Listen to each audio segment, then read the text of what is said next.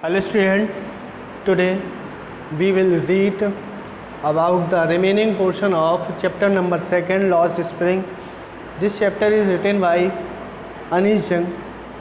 We have discussed before the portion of this chapter.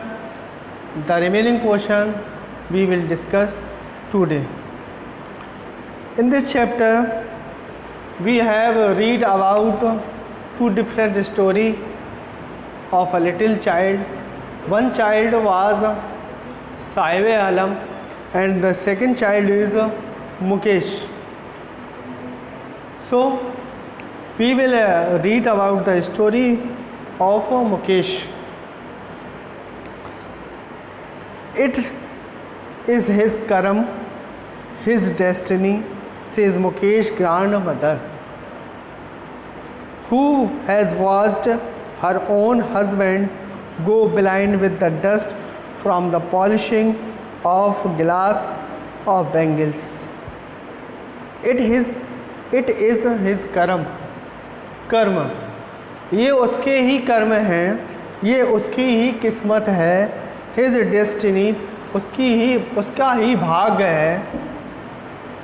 Says Mukesh grandmother, Mukesh की दादी माँ ने कहा ये किसी की किस्मत हो सकती है, किसी के कर्म हो सकते हैं, किसी का भाग्य हो सकता है. Who has watched her own husband, कौन बोल रहा है? जिसने अपना पूरा जीवन, जिसके पति ने अपना पूरा जीवन, has watched her own husband go blind, जिसने अपना पूरा जीवन अपने पति को देखा हो कि उसने काम किया और वो काम करने के बाद अंधा हो गया हो. With the dust from the polishing the glass of bangles, किससे अंधा हो गया हो? जो डस्ट उड़ती है, डस्ट काय की? कांच की, गिलास की. सोचिए कांच की कहीं घिसाई हो रही हो, कहीं पॉलिशिंग हो रही हो, वो डस्ट उड़ेगी, किसी की आंखों में जाएगी. इसकी वजह से बहुत सारे लोग जो बैंगल्स के वर्क में, चूड़ियों के काम में लगे होते हैं, वो आने वाले समय में अंधे भी हो सकते हैं, अंधे भी हो जाते हैं. बहुत सारे ऐसे परिवार, जो फिरोज़ाबाद के उस शहर की बात हो रही है जहाँ पर चूड़ियाँ बनाने का काम होता था हमेशा से, वहाँ पे ये लोग मुकेश की दादी माँ, दादा, इनके पिताजी, इनका परिवार इस कार्य में विलीन था, व्यस्त था. तो मुकेश की दादी माँ कहती हैं ये किसी के कर्म है, किसी का भाग्य है, किसी की किस्मत है, जिसका जन्म उस ऐसे परिवार में होता है, ऐसी जगह पर होता है जहाँ पर उसको वो कार्य करना ही होता है. तो उसकी दादी माँ ने देखा था दादाजी को, मुकेश के दादाजी को अंधे होते, जिन्होंने अपनी पूरी जीवन एक ही जगह पर चूड़ियों के कारखाने में कार्य करते हुए अपना जीवन व्यतीत किया था. और उसकी जो धूल उड़ती थी, उसकी जो डस्ट उड़ती थी, उससे उनकी आंखें चली गई थी, यानी कि वो अंधे हो गए थे. Can a God given lineage over be broken, she implies, और वो अपने आप में उत्तर देती है, बोलती है उनकी दादी माँ, क्या भगवान किसी के लिखे को मिटा सकता है? क्या किसी का लिखा हुआ मिटाया जा सकता है? क्या किसी का भाग बदला जा सकता है? उसका ऐसा अभिप्राय था, दादी माँ का ऐसा कहना था, क्या भगवान ने जो लिख दिया वो कभी बदल सकता है? क्या वो टल सकता है? क्या किसी की किस्मत बदल सकती क्या किसी की किस्मत बदल सकती है? Born in the caste of bangle makers, they have seen nothing but bangles in the house, in the yard, in every other house, every other yard, every street in Firozabad. चूड़ी वाले के घर पैदा होना, जन्म लेना, या जिसको मनिहार भी बोलते हैं, चूड़ी वाले, इनकी जाति में जन्म लेना, उन्होंने चूड़ियों के अलावा कुछ नहीं देखा होगा, क्योंकि जिसका जन्म जिस परिवार में हुआ उसके अलावा वो क्या देखेगा. और फिरोज़ाबाद जैसे शहर में सिर्फ चूड़ियों का ही काम होता है. उस चूड़ियों के काम में दादाजी ने अपनी आंखें खो दी थी, क्योंकि जो गिलास की जो डस्ट होती है, जो कांच की जो धूल होती है, वो उनकी आंखों में जाती रही होगी, जिससे दादाजी की आंखें खो गई. तो दादी माँ कहती हैं, क्या किसी का लिखा मिटाया जा सकता है? क्या भगवान का लिखा बदला जा सकता है? उनका यह अभिप्राय था कि जो जिस जाति में जन्मा है, जैसे चूड़ियों वाले के घर में ये मुकेश जन्मा था, फिरोज़ाबाद की हर गली में उसने हर घर में चूड़ियों का काम देखा था, हर घर में आंगन में हर दूसरे घर में चूड़ियों का कार होता था। क्या वो ऐसा कार, ऐसा जन्म, ऐसी उसकी इच्छा थी कि क्या किसी का भाग बदला जा सकता था? Spirals of bangles, sunny, gold, paddy, green, royal, blue, pink, purple, every color born out of the 7 color of the rainbow lie in the mounds in unkept yard, are piled on the 4-wheel handcraft pushed by young men along the narrow lanes of the shanty towns। उस ज़माने की बात हो रही है, पुराने ज़माने की बात हो रही है, 1970-71 की बात हो रही है। उस टाइम से लेकर अभी तक, जब मुकेश छोटा था तो उसकी दादी माँ कहती हैं कि हर घर में चूड़ियों का काम होता है, हर आंगन में चूड़ियाँ बिखरी हुई होती हैं, चाहे वो हरे रंग की हो या रॉयल ब्लू हो या गुलाबी हो या बैगनी हो या पीली हो या लाल हो, हर रंग की चूड़ियाँ, वो रंग जो रेनबो में होते हैं, 7 कलर आपने देखे होंगे, आपने पढ़ा होगा साइंस के टीचर से, बिबग्योर उसको शॉर्टकट में याद रखते हैं कि वायलेट से लेकर और लास्ट में रेड तक 7 कलर होते हैं बिबग्योर में, आपने देखा होगा। वो 7 कलर से मतलब है, रेनबो कलर से मतलब है 7 रंग की या और भी ज़्यादा रंगों की वो चूड़ियाँ, हर रंग की वो चूड़ियाँ उसने देखी थी कि हर घर के आंगन में वो चूड़ियाँ पड़ी होती थी। अनकैप्ड माउंड, यानी उनके ढेर लगे होते थे, जैसे कि आपने देखा होगा कोई टीला बना हो, इस तरह से हर आंगन में ढेर लगे होते थे। एंड ऑन 4-wheel हैंडक्राफ्ट, और आपने देखा होगा कि ठेले वाले या वेंडर्स या हॉकर्स आवाज़ लगा के जो बेचते हैं, वो 4 पहियों के ठेले में, या बहुत सारे रेवड़ी वाले भी कहते हैं उनको, पुश्ड बाय यंग मैन, जवान लोग वो चूड़ियाँ बेचते थे अलॉन्ग द नैरो लेन्स, कहाँ पर? उन पतली पतली सकरी सकरी गलियों पर, जो कि फिरोज़ाबाद की गलियाँ थी ऑफ द शैंटी टाउन, उस गंदे शहर की। आपने फिरोज़ाबाद शहर देखा होगा या सुना होगा, क्योंकि वहाँ इतने कारखाने हैं चूड़ियों के, इतने ज़्यादा वहाँ पर कार होता है हर घर में, जिससे वहाँ पर सफाई नहीं रह पाती है। बहुत ये नहीं कह रहे कि सफाई वाले नहीं होंगे, होंगे, बहुत सारे होंगे, वहाँ सारा सिस्टम होगा, बहुत बड़ा वो ज़िला भी है फिरोज़ाबाद, लेकिन वहाँ पे इतना कार्य होता है, उसको हमारे देश का जो ग्लास इंडस्ट्री ऑफ इंडिया जो है उसी को बोला जाता है फिरोज़ाबाद को, क्योंकि वहाँ सबसे ज़्यादा कांच की चूड़ियों का काम किया जाता है। तो वहाँ की गंदी गलियाँ हैं, सकरी गलियाँ हैं। And in dark hutments next to lanes of flames of flickering of oil lamps sit boys and girls with their father and mothers welding pieces of colored glass into circles of bangles। तो घर में, आंगन में, हर दूसरे घर में, फिरोज़ाबाद की हर गली में चूड़ियों के गुच्छे, धूप की सुनहरी, धान सी हरी, गहरी सी नीली, गुलाबी सी बैगनी, इंद्रधनुष के सारे रंग उन चूड़ियों में दिखाई देते थे। 4 पहिए वाला जब भी रेड़ी लगाता था तो आवाज़ लगा के बेचा करता था उन गलियों में, जो गलियां जो है बहुत ही सकरी हुआ करती थीं।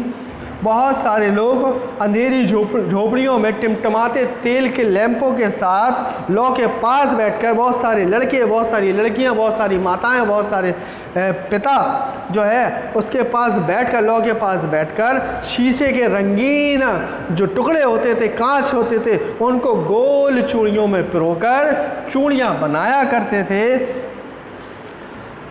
और वो इस काम में हमेशा, और उनकी जो आँखें थीं, आँखें बाहर के प्रकाश की अपेक्षा अंधेरे में ज़्यादा रहती थी, अंधेरे के ज़्यादा अनुकूल हो पाती थी।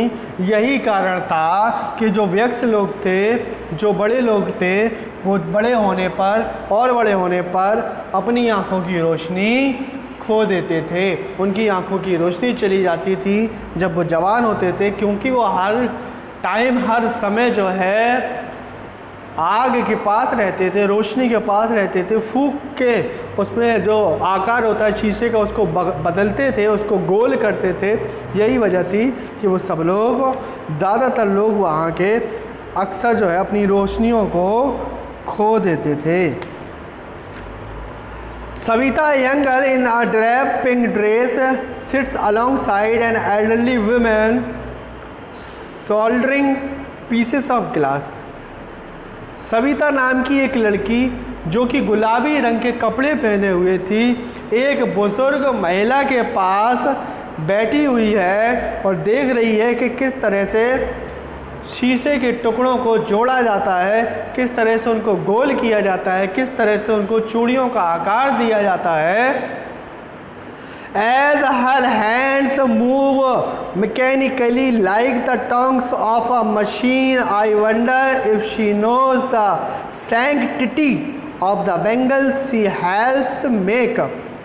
किसी भी वो इस तरह से अपने हाथों को कार्य कर रही थी, इस तरह से अपने हाथों का कार्य कर रही थी जिस तरह से कोई मशीन चल रही हो, कोई मैकेनिक किसी मशीन को चला रहा हो।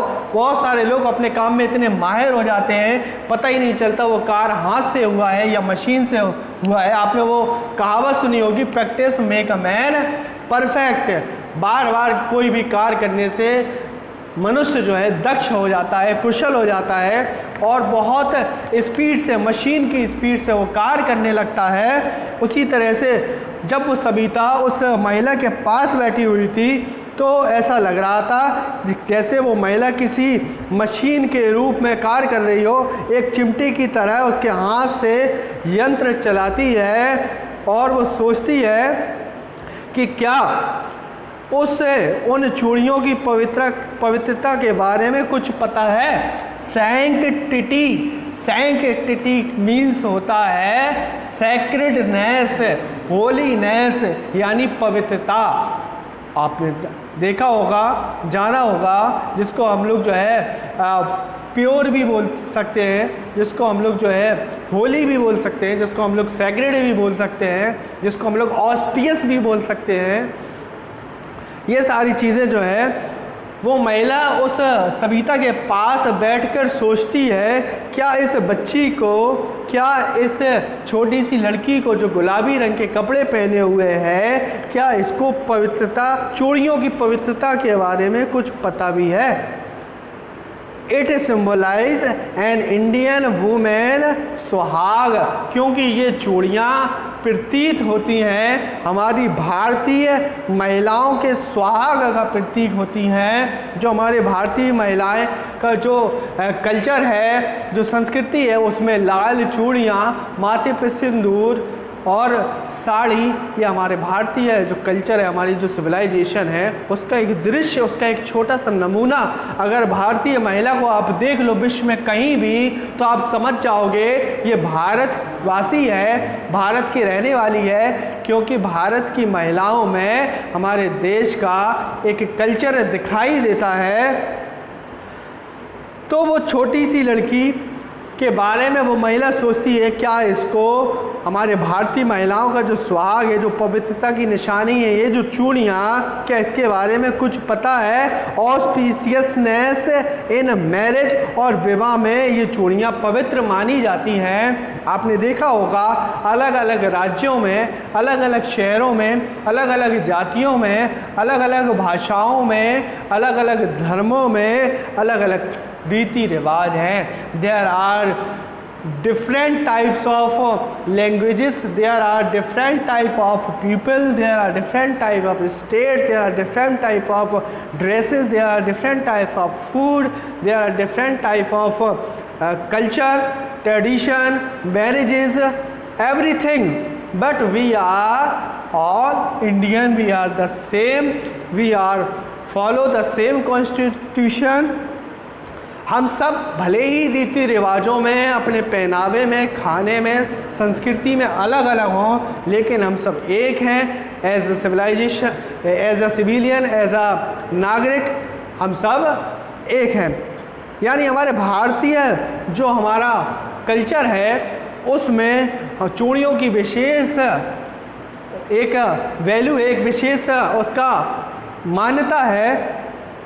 सुहाग का प्रतीक होता है। विवाह में महिला जो है चूड़ियों को अपनाती है, पहनती है। In it will drawn on her suddenly one day when he had is draped with a red veil, her hands dyed red with henna and red bangles rolled onto her wrist। और ये उसे कब पता चलेगा? जब अचानक से एक दिन उसके सर पे लाल चुनरी या दुपट्टा उड़ा दिया जाएगा, जब उसके हाथों को रंग दिया जाएगा मेहंदी से, जब उसके हाथों में लाल कलर की चूड़ियाँ पहना दी जाएंगी, जब उसको जो है घूंघट करवाया जाएगा, तब उसको अचानक से इस चूड़ियों को जब उसकी कलाई में जो चढ़ा दी जाएंगी, इसकी पवित्रता के बारे में पता चलेगा। She will then become a bride, तब ये दुल्हन बनेगी, तब ये दुल्हन बन जाएगी, like the old woman beside her who became one many years ago, उसी तरह से जिस तरह से ये बूढ़ी महिला कभी अपने टाइम पर दुल्हन बनी होगी। She still has bangle on her wrist, अभी भी उसके हाथों में, उस बुजुर्ग महिला के हाथों में चूड़ियाँ पहने हुए हैं, but no light in her eyes, चूड़ियाँ तो पहने हैं वो जो दुल्हन बनी थी, लेकिन अब उसकी आंखों में रोशनी नहीं रह गई है। और रोशनी ना रहने की वजह हमने आपको बताई थी, because they work in a factory of bangles, due to this they lost their eye sight, क्योंकि ये लोग चूड़ियों की फैक्ट्रियों में कार्य करते हैं, जिसकी डस्ट से उनकी आंखों की रोशनी चली जाती है। उसी तरह से इस महिला की आंखों की भी रोशनी चली गई थी। अब ये बिल्कुल अंधी थी, इसको कुछ भी दिखाई नहीं देता था। एक तो वक्त सर भर खाना भी नहीं खाया, she says in a voice drained of Joy, एक ऊंची आवाज़ में, एक प्रसन्नता की आवाज़ में वो चिल्लाकर बोलती है कि मैंने एक वक्त पेट भर खाना नहीं खाया। एक ऐसा भी समय था पुराने टाइम पे, आपने अपने दादा दादियों को, बुज़ुर्गों को सुना होगा कि वो लोग बहुत परेशानियों में रहे, कभी समय पर या एक दिन में कई बार खाना नहीं मिला, मुश्किल से पेट भर के खाना मिलता था क्योंकि पैसे की कमी हुआ करती थी। बहुत सारी जनसंख्या भारत की गरीब हुआ करती थी, लेकिन अब ऐसा टाइम आ रहा है, हमारे देश की अच्छी पॉलिसियाँ आ गई हैं, जिसकी वजह से हमारे देश की जो गरीब जनसंख्या है वो कम होती चली जा रही है, और हमारे देश की जो अमीर जनसंख्या है उसकी बढ़ोतरी होती जा रही है। तो वो महिला कहती है एक वक्त सर भर खाना भी नहीं खाया। उसका कहने का मतलब ये था कि मैंने कभी पेट भर के खाना भी नहीं खाया था। She has not enjoyed even one full meal in her entire lifetime, that what she has reaped। प्रसन्नता से वंचित आवाज़ में वे कहती है उसने अपने पूरे जीवन में कभी पेट भर के खाना नहीं खाया, यह उसकी कमाई थी, यही उसने कमाया था। Her husband an old man with a flowing beard says, और उसका पति जो कि एक बूढ़ा, उसका जो पति था, जो बूढ़ा पति था, वो कहता था मुझे चूड़ियों के अलावा कुछ नहीं पता, मुझे इसके अलावा कोई काम नहीं आता। All I have done is make a house for the family to live in. मैंने सिर्फ एक ही काम किया है कि मैंने अपने घर वालों के लिए, तुम लोगों के लिए सिर्फ घर बनवा दिया है जिसमें आप लोग रह सकते हो, जिसमें आप अपना जीवन व्यतीत कर सकते हो। मैंने जीवन भर चूड़ियों के अलावा कोई कार्य नहीं किया, मुझे इसके अलावा कोई कार्य नहीं आता था, बस मैंने एक काम किया है कि मैंने इस घर को बनाया है। That's end of the video of today. The remaining portion we will discuss in next video. I hope you will like the video. Thank you.